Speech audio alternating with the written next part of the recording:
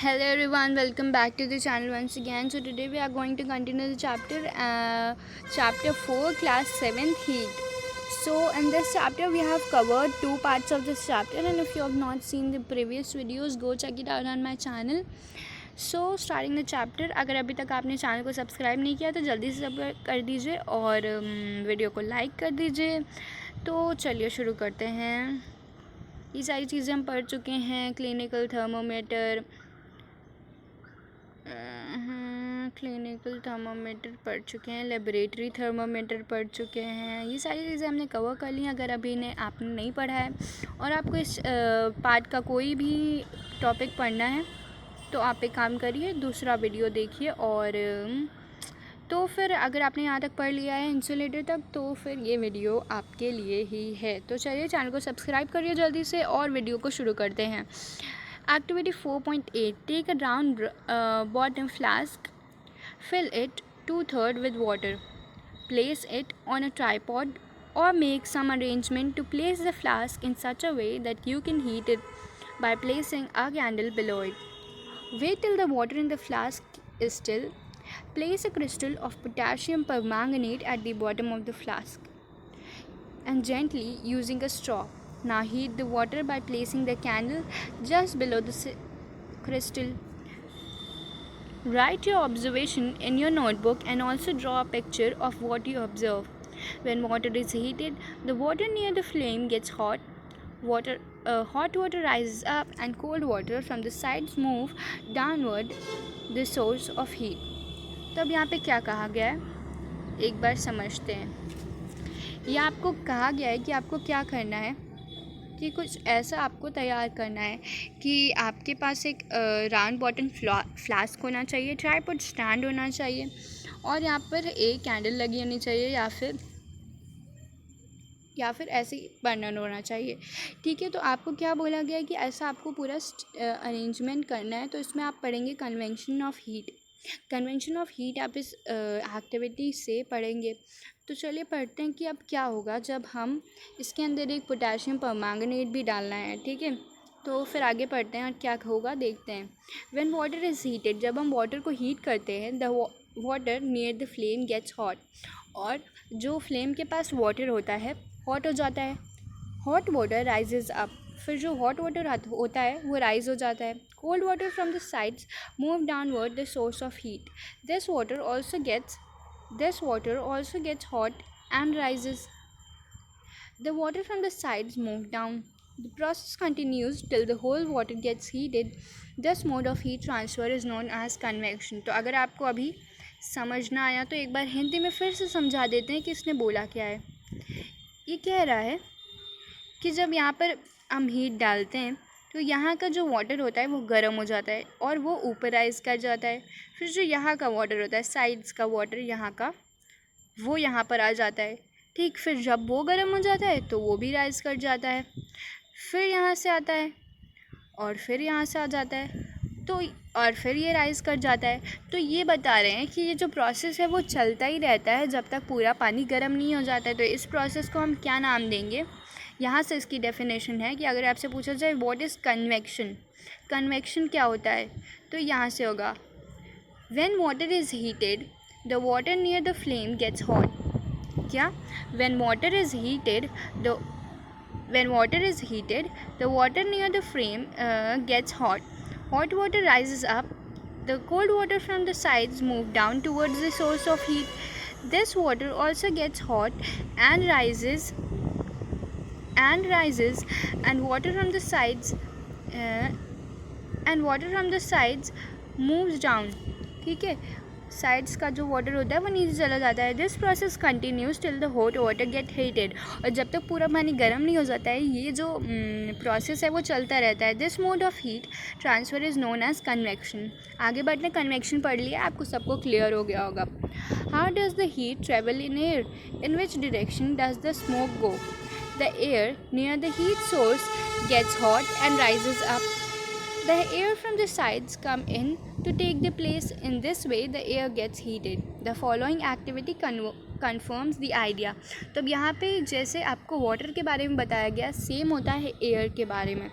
Air के साथ भी यही होता है कि जहाँ पे ही अगर गर्म एयर होगी तो वो ऊपर राइज़ करती है, ठीक है, और जो साइड की एयर होती है वो यहाँ पे आ जाएगी, फिर जब ये यहाँ पे आएगी फिर राइज़ कर जाएगी। तो बात इस पे यही बताई गई है कि एयर के साथ भी यही होता है। अब जो दूसरी एक्टिविटी है वो ये है, light a candle, keep one hand above the flame and one hand to the side of flame. Do your hands feel equally hot? If not, which hand feels hotter and why? Be careful, keep your hand at the safe distance from the flame so that they did not get burned, ठीक है। तो अब यहाँ पे बोला गया है कि आपको अपना एक कैंडल लेना है और एक हाथ कैंडल के ऊपर रखना है इस तरीके से, और एक हाथ कैंडल के साइड्स में रखना है। Notice that towards the top air gets heated by convection. तो अभी आपको याद होगा जो हमने पढ़ा कि एयर जो होती है वो यहाँ पे जब गर्म हो जाती है तो ऊपर की तरफ जाती है। जैसे यहाँ पे एयर गर्म हुई तो कहाँ जाएगी? ऊपर के हाथ की तरफ। ध्यान से देखिए इस एक्टिविटी को कि जब इस कैंडल ने यहाँ पे एयर गर्म करी, हमने क्या पढ़ा है? कन्वेक्शन पढ़ा है ना। तो कन्वेक्शन में क्या बताया गया था? कन्वेक्शन में बताया गया था कि एयर जो है जब जैसे हीट होती है किसी सोर्स से, किसी भी सोर्स से वो जब हीट होती है एयर तो ऊपर की तरफ राइज़ करती है, ठीक है, ऊपर की तरफ राइज़ करती है। तो मतलब यहाँ पे राइज़ करेगी और साइड्स की एयर फिर से आ जाएगी यहाँ पर, फिर जब वो गर्म हो जाएगी तो फिर से ऊपर की तरफ राइज़ करेगी। तो आपने देखा होगा जब आप कैंडल के ऊपर अपना हाथ रखते हो इस तरीके से तो आपके हाथ में गर्म लगने लगती है बहुत तेज़ी से, बजाय जब अगर आप यहाँ पे हाथ रखते हो अपना, उसके बजाय ऊपर की तरफ ज़्यादा गर्म होने लगती है। तो उसका कारण क्या है? कन्वेक्शन ही कारण है जो अभी हम पढ़ चुके हैं। Notice that towards the top air gets heated by convection, therefore the hand above the flame gets hot, feels hot. On the sides, however, there is no convection and the air does not feel as hot as the top. तो side में इतना ज़्यादा नहीं hot लगता है जितना ऊपर की तरफ लगता है। The people living in the coastal areas experience an interesting phenomena. During the day, the land gets heated faster than the water. तो फिर कोस्टल एरियाज़ में एक फिनोमेना होता है, ठीक है, इंटरेस्टिंग फिनोमेना होता है जो वहाँ के लोगों ने देखा हुआ है। ड्यूरिंग द डे के टाइम में वहाँ पे क्या होता है? The land gets heated faster than water. तो वहाँ का जो लैंड होता है वो पानी से ज़्यादा गर्म हो जाता है। The air over the land becomes hotter and rises up, and the cooler air from the sea rushes in towards the land to take its place. The warm air from the land moves toward the sea to complete the cycle. The air from the sea is called sea breeze. To receive the cooler sea breeze, the windows of the houses in coastal areas are made to face the sea. At night, it is exactly the reverse. The water cools down more slowly than the land, so the cool air from the land moves towards the sea.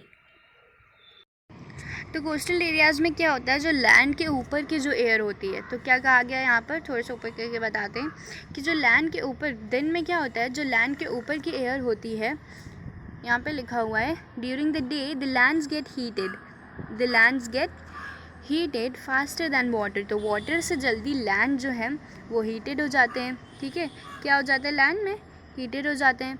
उसके बाद the air over the land becomes hotter.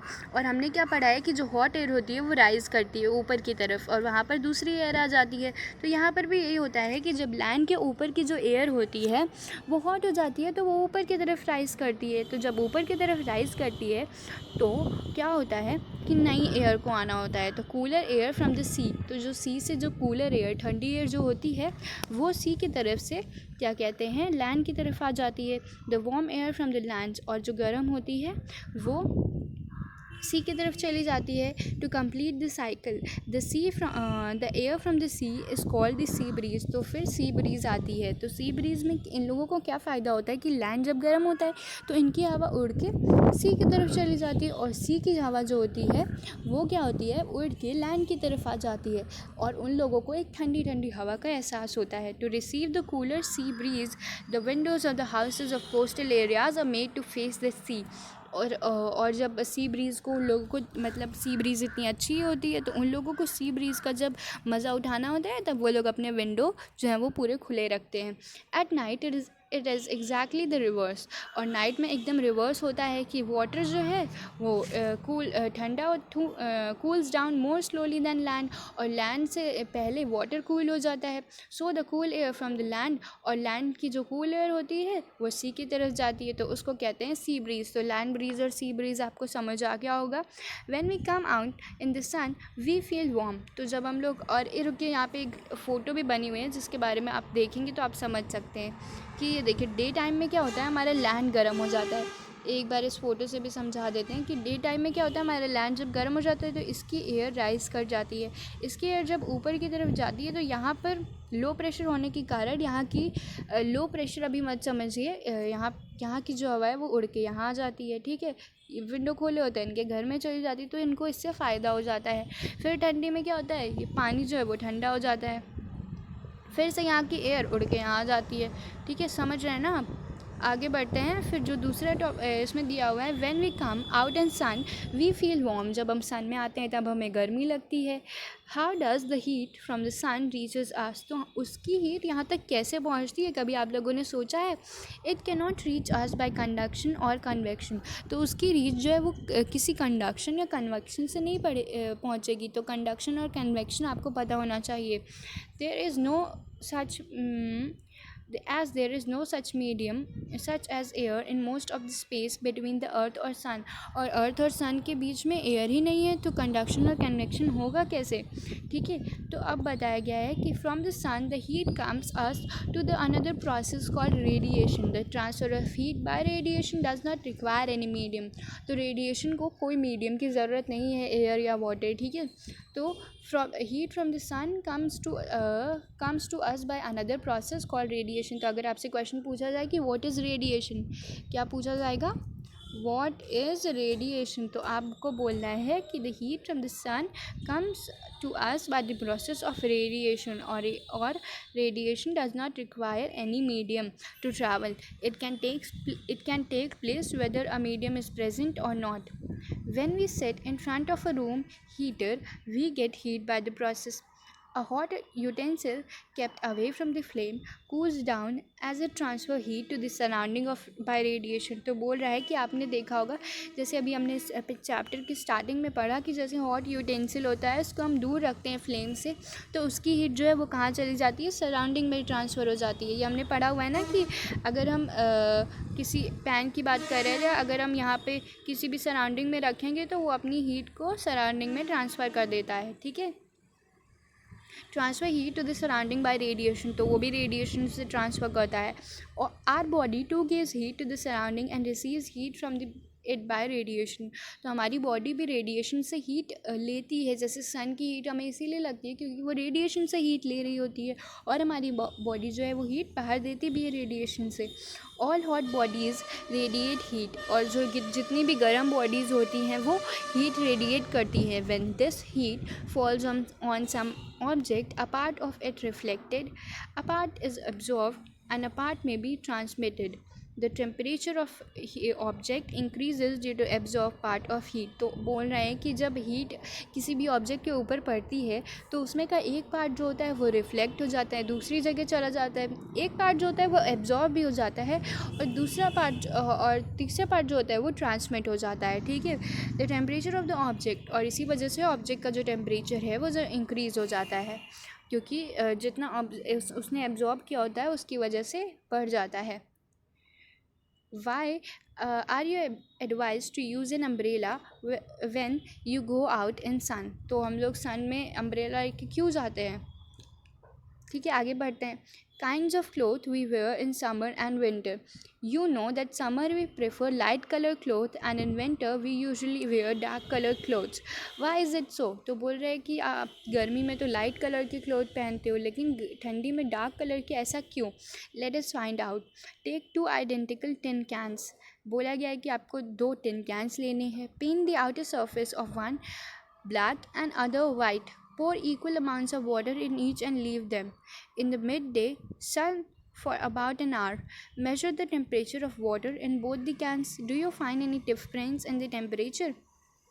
In which is water warm? You can feel the difference even by touching the water of 2 cans. So आपको बोला गया है कि आपको लेने हैं 2 इस तरह के केन्स, ठीक है, 2 कंटेनर लेने हैं आपको, जिसमें आपको रखना है थोड़ा थोड़ा मतलब पानी भरना है, और एक को पेंट करना है आपको ब्लैक कलर से, और दूसरे को पेंट करना है किस कलर से, वाइट कलर से, ठीक है, वाइट कलर और ब्लैक कलर से पेंट करना है, ब्लैक। उसके बाद क्या करना है कि आपको बोला है कि आपको उसको सन में छोड़ देना है। तो आपको क्या करना है कि आपको उसे सन में छोड़ देना है, ठीक है। तो आप क्या ऑब्ज़र्व करोगे कि एक पानी जो होगा वो हॉट हो गया होगा, अगर दूसरा जो होगा उससे मतलब एक का टेम्परेचर ज़्यादा होगा, एक का कम होगा, ठीक है। You can feel the difference even by touching the 2 cans. तो अब हमने इसमें हम क्या पाएंगे कि ब्लैक वाले का पानी जो होगा वो गर्म होगा और वाइट वाले का ठंडा है। इसका आंसर जो है हम आगे और पढ़ेंगे, ठीक है। Fill 2 cans used in activity 4.10 with same amount of hot water at the same temperature। तो अब बोला है कि दूसरी एक्टिविटी में क्या करना है, इन्हीं दोनों कैंस को लेना है और उसमें वाटर भरना है, लेकिन अब की बार वो हॉट वाटर भरना है और उसी सेम टेम्परेचर पे आपको उसे छोड़ देना है। Leave the can at room temperature और इन अ शेड। तो आप उसको रूम टेम्परेचर में भी छोड़ सकते हो या फिर उसे एक शेड में भी छोड़ सकते हो। अब की बार आपको उसे सन में नहीं रखना है। Note the temperature of water after 10 to 15 minutes. और 10 और 15 मिनट के बाद वाटर की जो रीडिंग है उसके टेम्परेचर ही उसको लेनी है। Does the temperature of water in both the cans fall by the same amount. और जो दोनों का टेम्परेचर है क्या सेम अमाउंट से उन दोनों का टेम्परेचर गिरा है शेड में रखने की वजह से या फिर रूम टेम्परेचर में रखने की वजह से, ठीक है। Do these activities suggest to you the reason why it is more comfortable to wear light colored clothes in summer and dark colored clothes in winter. Dark surfaces absorb more heat and therefore we feel comfortable with dark